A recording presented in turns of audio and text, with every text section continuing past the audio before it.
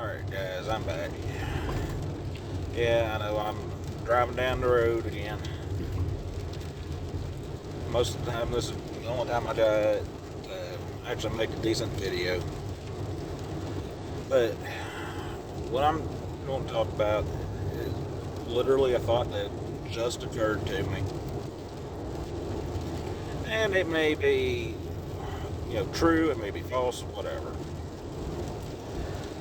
But given the state that things are in, it's reminded me an awful lot of the way the Great Depression happened. In 28, there wasn't a whole lot of sign, really, that something was going to happen. But you had people that just thought, stocked up a little bit, and just, living a normal routine life and doing the best with what they had.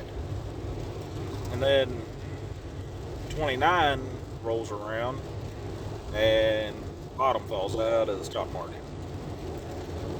25 or 30% unemployment, and food lines. People couldn't afford to feed their families anymore. People couldn't afford to keep their house anymore. And seeing all that and watching through history, how does that relate to now? Yes, this is the end of May 2022.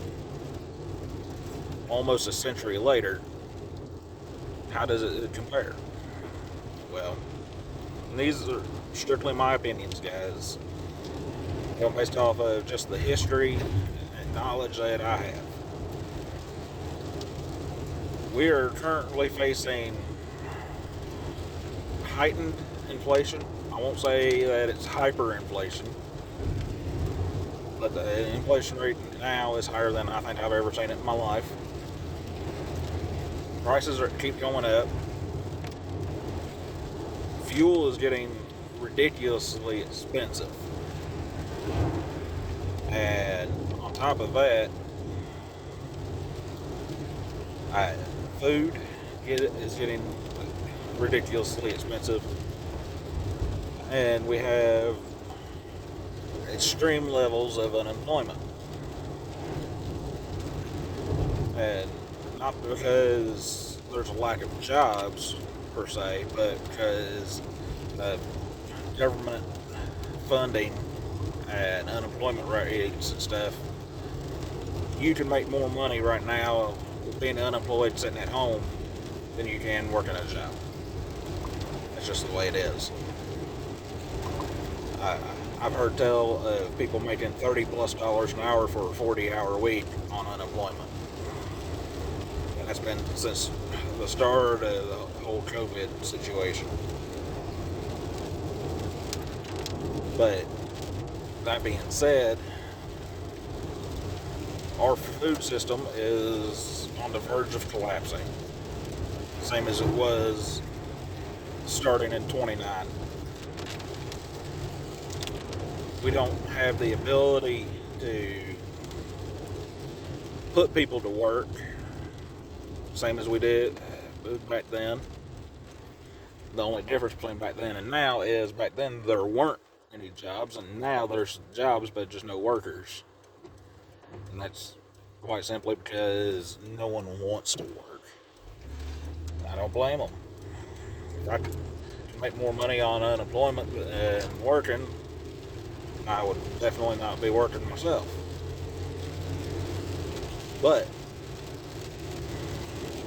we go to the whole housing situation.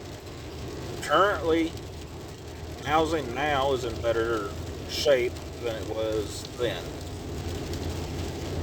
But I can see the bubble when it comes to housing. I remember whenever I was a kid, and I'm not talking all that long ago, I'm talking 15, maybe 20 years ago. I can remember me and Dad would sit down and look at land and some of the property books and stuff that the state used to give out. And we're like, that's not a bad price at $1,000 an acre or $1,500 an acre. And now I just bought property and I paid $10,000 an acre. That's a tenfold increase, guys, in 20 years. So what's the deal? Our landlord that we have right now, because we haven't officially moved yet, but her grandson just bought a piece of property and is building a brand new house on it. That property he bought, he paid $38,000 an acre for it. I don't know who in their right mind would do it, but he done it. But folks, it's getting bad. When the housing bubble goes and interest rates spike back up, like Dad, when he bought his house, me and him was just talking the other day about it, he thought he got a good interest rate when it was 6.8%. And that was 25 years ago now. And now we got interest rates at 3%, and they're talking about raising them back up to 3.5% or 4%. Like, I can see the writing on the wall as to this is going to get bad, because people that have a house note of $1,000 a month now, they start raising interest rates. If you have one of those variable rate loans that almost anyone can qualify for, they will raise your rate right along with whatever the federal bank raises the interest rates to. So you could easily, in the next 6 months to a year, instead of paying $1,000 a month, be paying $1,500. I can see the writing on the wall, folks. Yes, that sounds scary and that it couldn't happen and everything.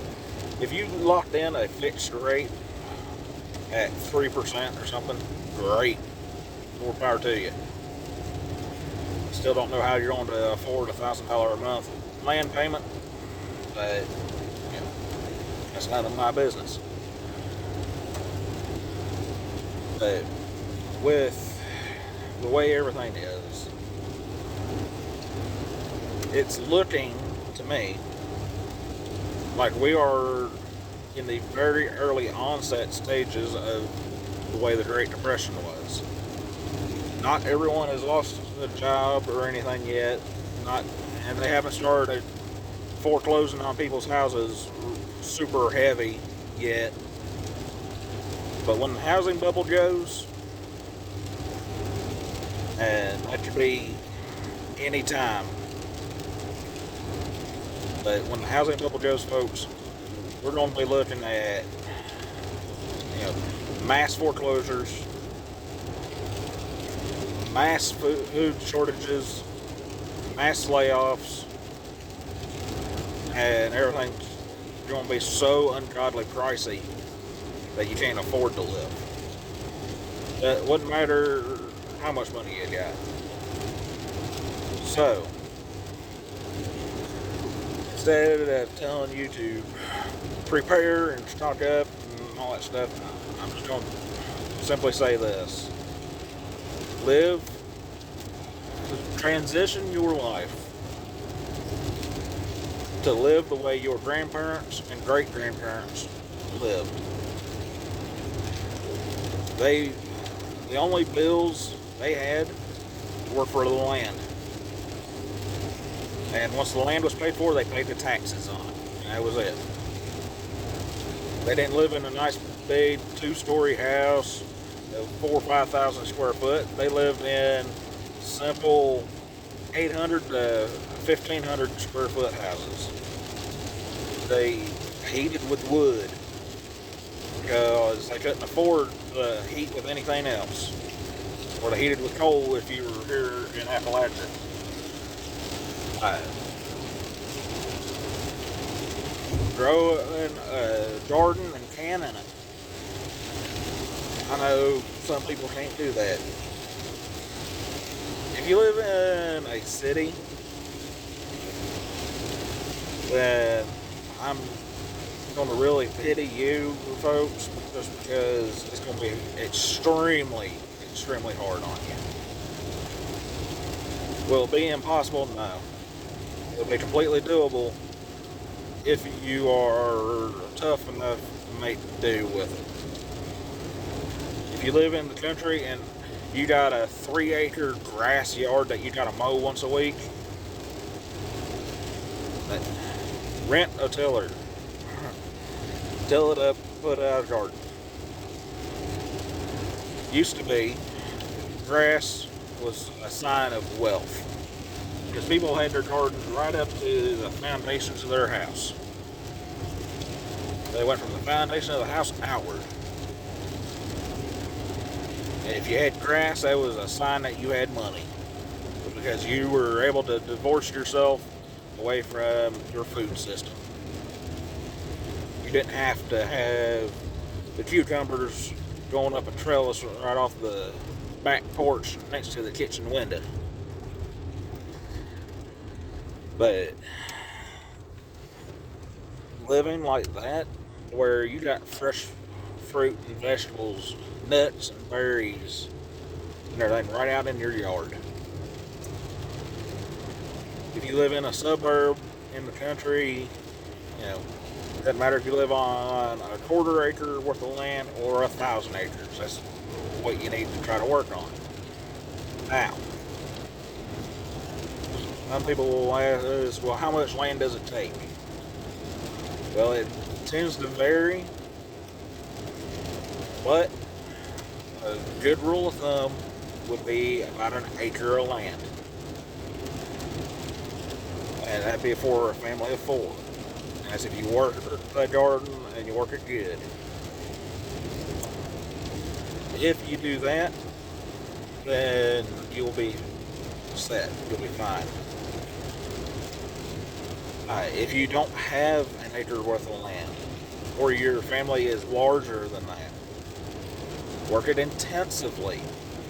Do narrower rows and succession planning. Which just means when something dies or it's done producing, pull it out, put something else in its place. There's some people that will still rent their front yard or their backyard to you for doing this because they don't want to have to mow it. They'd rather get paid, $100 a year to let someone else deal with it than pay the lawn guy $30 a week to mow it.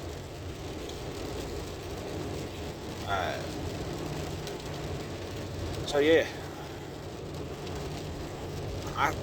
in my opinion, guys, we are in the start of what will be called the next Great Depression. And I know that seems scary and everything.